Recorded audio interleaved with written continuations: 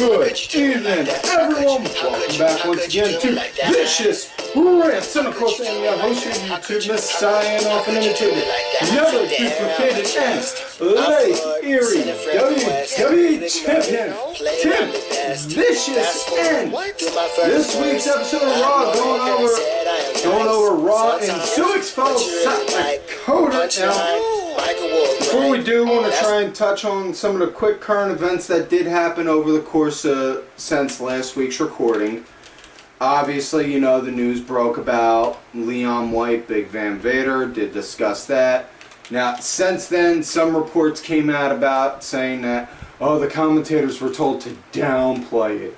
They're not doing this. They're not going to mention him by name, this, that, and the other. And, you know, those are the fuck knuckles that go and spin anything that they see a visual. They'll see a visual representation. They'll just take what they see on TV, the fuck knuckles from the Wrestling Observer, Torch, and frickin' PW Insider and all that shit. They'll take shit that they see on TV and then spin a story off of it just because, oh well, they only showed a clip at the beginning. So they obviously are being told to downplay it, and they're being told that they're inside sources. Yeah, fuck that. That ain't, no. And this is the problem that I've had with Meltzer for fucking ever. Aside from the fact that his fan base think he is the word of God when it comes to wrestling rumors and shit, you know, honestly, he's like maybe a 70-30 with his reports, and anytime he's wrong, all he ever does is just go and say, oh, well, they changed their mind. Dude, you're reporting on a fucking worked sport with predetermined finishes and planned segments and spots. You're not like fucking Walter Cronkite or any other kind of, or some Pulitzer winning reporter. So get the fuck over yourself, man. Now that I've addressed that, big news that did break on Monday, right before Raw. Actually, before I get into that news, also over the weekend before this recording, Ring of Honor, I believe they were doing a set of tapings. It was after Best in the World, which really we are going to try and get back into doing a Ring of Honor show on here again sometime soon. I cannot guarantee when, but I will promise you we are working on it. That said, though, at Best in the World, there was Cody, Marty Scurll, and Dalton Castle for the Ring of Honor title. Dalton Castle obviously walked out with that. And next round, they did a show later on in a different city, and Jay Lethal won. So now Jay Lethal is now the new Ring of Honor champion. And honestly, mad ups, big congratulations to Jay Lethal. The man truly does deserve it. He is a hell of a worker, hell of an athlete, you know. It's just, Jay Lethal just has it, to put it simple. That's all it is, plain and simple, you know. I mean, he is literally the only man in Ring of Honor history to be world and world television champion, you know. So what does that tell you? Alright, now that being said, now we're going to switch gears and move forward. Prior to Raw starting, news did break. Bray Wyatt was in a head-on collision car crash. He did put out there that he is fine. He is getting back. He'll be back on his feet again in no time. So he was not here as of this Monday night for Monday Night Raw tapings, and he's going to more than likely be pulled off the shows until Extreme Rules, to where he gets told by the doctor whether he can compete or not. Also, Ruby Riott, she wound up tweaking her knee and needs to get an MRI. I believe it was at a house show on Sunday when they said that happened, but yeah, she got hurt, so she's out of action for a minute, and yeah, can't help but think of the old Paul Heyman mantra: when there's chaos, there's opportunity, and the chaos being some people are out, which means that gives an opportunity for someone to take that spot that they're not at. So, that being said, let's start off Monday Night Raw, Sioux Falls, South Dakota. Started out with Roman getting out there, getting hot, talking about on how he wants Lashley, how he wants to, he wants Lashley, he wants Brock, he just basically wants to beat the shit out of everyone around him. Then out come Drew McIntyre and Dolph Ziggler, and they get up in Roman's face. Roman, boom, takes a shot at him. They proceed to start beating him up, and then Seth comes out, saves him.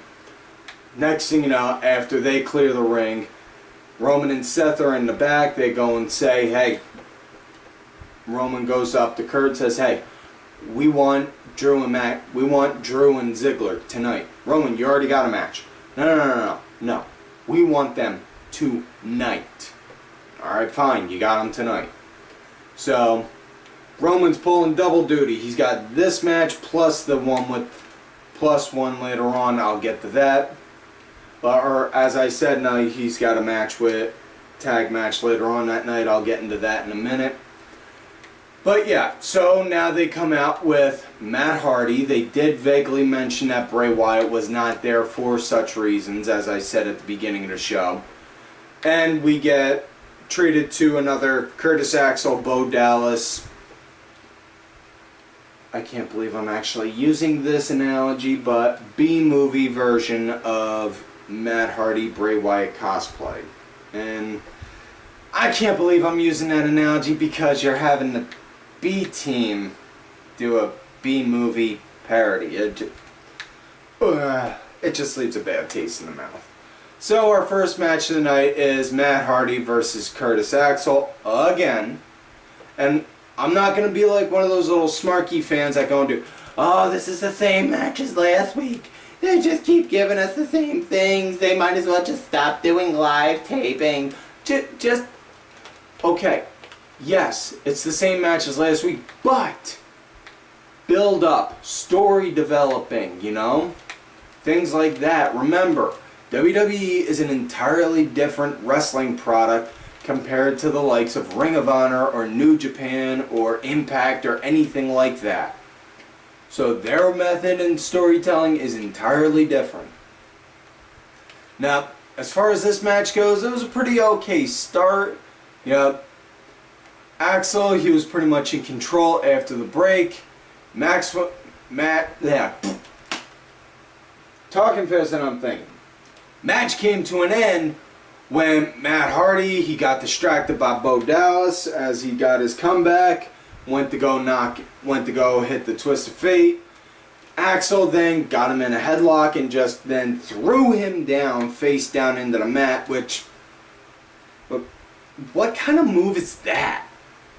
I mean, I'm not trying to criticize, and I'm not trying to pass bad criticism on that, saying like, oh, he's a bad wrestler, this, that, and the other, but I'm just thinking, dude, you're a third-generation wrestler. Your grandfather was Larry the Axe Hennig, who was a bad motherfucker back in his day, and your father was, hands down, probably one of the greatest mat technicians to ever grace the ring, Mr. Perfect.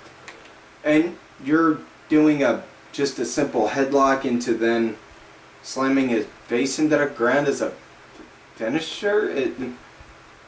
I'm sorry, but that's like saying that you're fucking... That's like saying you're friggin' like Alec Baldwin's son, but you're doing Burger King commercials. Like, what the hell? Anyways, next match we got tag action. Titus and Apollo going against the Authors of Pain. This match came to be because last week, as the Author of Pains were coming out, Titus was trying to pass on veteran wisdom to them, and they just scuffed them off. And yeah. Now, as far as this match goes, Apollo, he was pretty, had a nice little start with Titus in there until Apollo got tagged in, and then Apollo pretty much got pounded, and that was it. Match came to an end when they hit the last chapter on Apollo, 1, 2, 3. That was it. Now, I know everyone is saying, oh, well, remember when Sanity was good in NXT? Well, yeah, they're not like this now. Dude, they're just getting started. Give some time. This is the problem a lot of fans, including yours truly, tends to have. Sometimes we don't bother to think, okay, gonna have a shit run at the beginning, but where's this gonna, where could this lead 3, 4, 5, 6 months down the road? Gotta give time to let the characters and the stories develop. That's now, next match, other tag match, Seth and Roman versus Ziggler, McIntyre. Now, do also want to note, was announced earlier in the day that Seth is going to be facing Dolph Ziggler in a 30-minute Iron Man match at Extreme Rules. So, there you go. Good match there. Now, this match started out, nice start with Seth and Dolph working it. Really like that. These two guys, excuse me, these two guys can put on a damn good show. There's no denying that. And I've never once taken away from Ziggler, but, it's the matter of I just don't see him being the guy because he's taken one too many shots at the head and he's gotten, he's concussion prone basically. He's gotten a lot of them and, yeah, the docs clear him, but like, okay, dude, you get one more wrong shot to the melon, next thing you know, boom, you're done. Not only that, really, not many people get behind the whole 80s hair mullet thing. 80s hair rock mullet shit. So, Now, moving forward, back to the match. Seth and Dolph, they had a nice good start. Roman got in. Roman wound up pretty much working as the team punching bag, which was kind of interesting considering he's got a tag match later in the night. Seth, he got the hot tag in, and oh man, did he clear house. It was just fucking thing, just whoosh, cleared house all across the board. And tell you that once Seth starts moving hot like that, man, my first fear is, please don't let him tweak his knee, please don't let him tweak his knee, please don't let him tweak his knee again.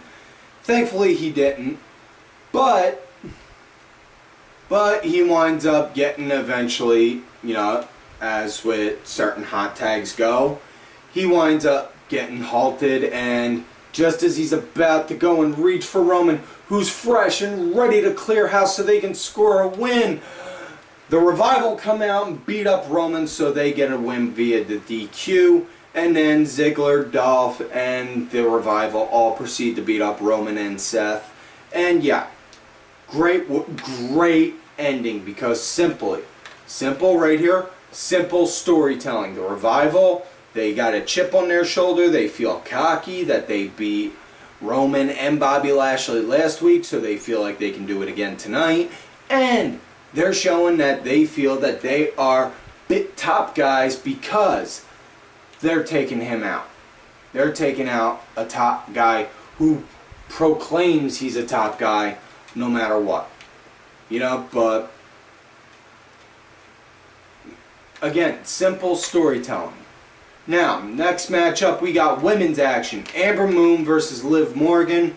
And I'm not going to lie, it was a little weird seeing Liv and Sarah Morgan come out, but I could get used to it, Like I said, when there's chaos, there's opportunity, and this is a good chance for those two girls to shine because, you give these two girls a chance to shine, next thing you know, and be like, oh, well, why don't we start moving her on her own over here? I think that could work.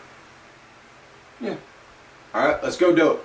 You know, I could see something like that happening. Now, nice start with the match. Moon started getting control right before the break. Obviously, as per the course, when that happens, Liv Morgan, she's in control after.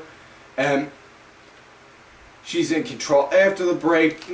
Match comes to an end. Ember, she gets her second win. Hits the total eclipse, 1, 2, 3. Now, a lot of people are going to probably be shitting because, you know, saying, oh, Ember Moon's so unused. She deserves this, she deserves that. You know what? A lot of people on the roster deserve much better. You know?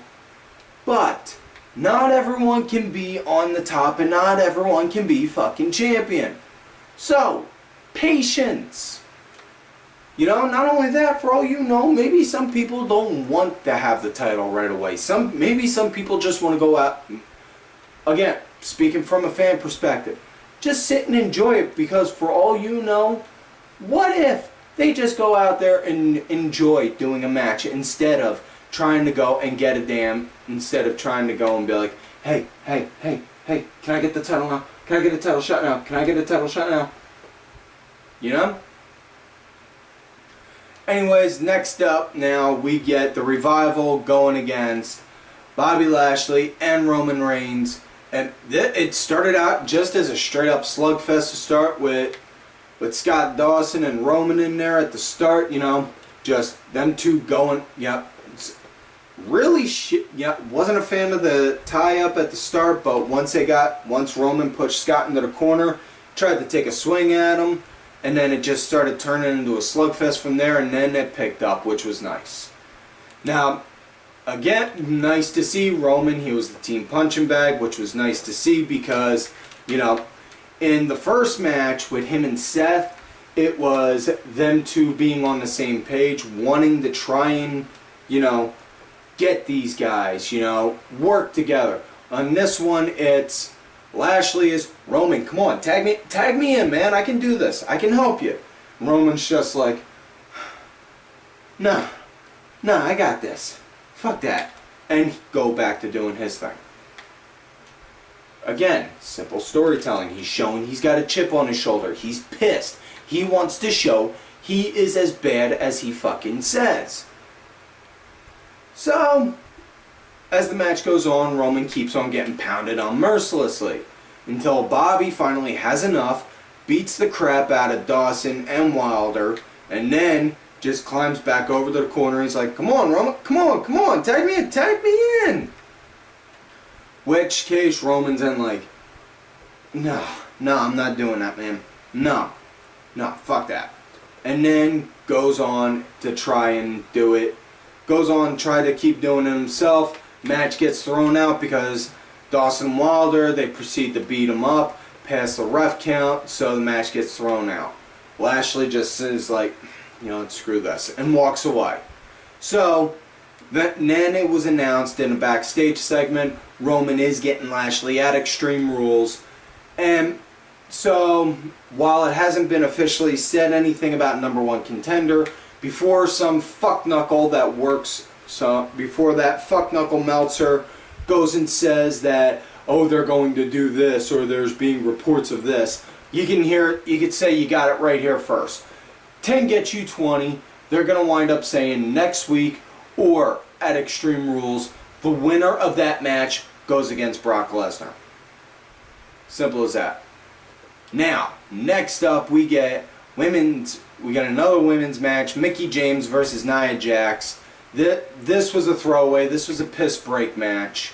The only benefit to this was Nia coming out right as before she walked out, saying that her match against Alexa at Extreme Rules is going to be a Extreme Rules match, which is pretty much a no DQ match.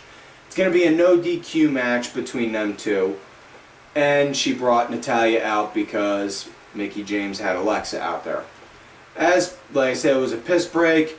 Nia got the win doing a Samoan drop. 1, 2, 3. That was it. Now main event of the night. Kevin Owens, Braun Strowman. This came to be because of the shit that happened last week. Owens went to Kurt, said, yeah, you can't have Braun doing this kind of stuff, you know? It's creating a hostile work environment. He needs to be suspended. He needs to be fired. He needs to both. He needs to be suspended and then fired. Yeah, and then Kurt just like, oh, you know what? I'm going to give him a match tonight against you. And that was it. So just as the match started, you know, Owens, he tried to get 1 or 2 shots in, didn't work. Then just walked out of the ring, and that was it. Which then led to the best segment of the night, hands down. It was Kevin. He went out to go try and find his car, or not find his car, went to go and try and get to his car, couldn't. Hid inside a porta potty. You see Braun walking around trying to find him, like. So apparently Kevin Owens, this is just me speculating, but since Kevin Owens is Canadian, I'm guessing he smells like maple syrup. So he probably picked up on the scent of maple syrup. Saw him behind there and was like, anyone in there? And he did change his voice like that too, I kid you not. And then grabbed a roll of duct tape, sealed it up, and then this right here, I swear, had to be Vince McMahonism doing this, because it was just screaming raunchy toilet humor. You can just picture Vince pitching this like, what if we get Braun Strowman, that big bastard, trap Kevin Owens in a fucking porta potty, and then he drags the porta potty all the way from the outside into the building and gets it up on a ramp, and then he kicks it over, and then Kevin Owens, he's covered in all that blue porta potty shit. That's all in that blue gunk that's in there. God damn, that's some funny shit right there. And that right there is literally on how it happened. He taped him up, dragged him in, got him up on the ramp, shoved him over, and and it ended with Owens crawling out of there covered in the blue shit. That was definitely a Vince McMahonism. That had to be a Vince McMahonism, just because everyone knew, you know, you listen to enough stories about people that have worked with Vince, you come to figure out Vince has a thing for toilet humor. You know, and I can respect that. I got a thing for toilet humor too, which is why I fucking love that, because I was dying laughing like, motherfucker's caught in the porta potty. He's gonna get tipped over and get covered in shit. So yeah, that was freaking hilarious. I thought it was hilarious. You know? And yeah. And more than likely it's going to lead to a match between these two at Extreme Rules, which, okay, I got no problem with. Again, no problem with whatsoever. But yeah, that does it for this week's show now, folks. So, like on normal, do not forget to like the video, subscribe to the channel, go back, watch some of the other episodes. Make sure y'all look for me on my Twitter at TimVicious. Make sure you also look for my other account, Tim_Vicious. That's for any event I get ghosted on Twitter or get put in Twitter jail. Also, I'm on that Facebook gimmick, Tim Ash. If you look for me on there from here, make sure you let me know you found me from here or the Twitter, so I don't think you got your creep John going. And folks, like I was saying, make sure you follow all of these cool-ass kids right here on Twitter. Make sure you check out Axel Mulligan, check out Axel's newest project, Brit Wrestling Review. They talk about British and European wrestling. Kenny Kill, my two good brothers. I am Danny Sunday, and Oliver Ben, who is the executive producer for this show and did provide music for this week's show. Make sure you check him out. His music's on iTunes, Spotify, and such. Details are down below. Also, don't be afraid to hit Ollie up for one of these Ollie Rewind shirts. Show the man some love and support. Cranky Grandpa Aaron _DeBoer and Dazzy MWP. And folks, like I always tell y'all, you love me great, you hate me. Fuck this.